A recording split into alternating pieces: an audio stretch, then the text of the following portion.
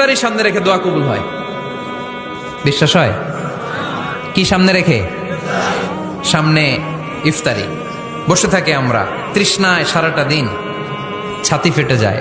আল্লাহ দেখে, দেখতে দেখতে আল্লাহর একটা সফট কর্নার তৈরি হয়। এটাই সুযোগ কাজে লাগানোর, ঠিক কিনা?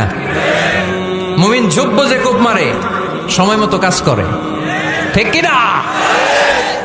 আল্লাহ তখন ফেরেশতাদেরকে জিজ্ঞেস করে, এই ঘটনা কি? খায় না যে? খায় না কেন? আল্লাহ রোজা রাখছে। এগুলো কি? রোয়াবজা, পেঁয়াজ, আলুর চপ, বেগুনি, মুরগির রান খায় না। খায় না কেন? ওরা যে ক্ষুধার্ত, আল্লাহ আপনার ভয়ে। তাই কি চায়? আল্লাহ আপনার কাছে ক্ষমা চায়।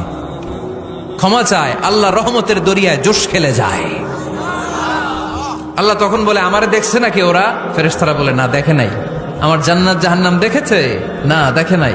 আমারে না দেখে, জান্নাত জাহান্নাম না দেখে আমার এত ভয় করে? যাও, আজকের এই রোজার বিনিময়ে এখন বান্দা যা চাইবে সব কবুল করে নেব।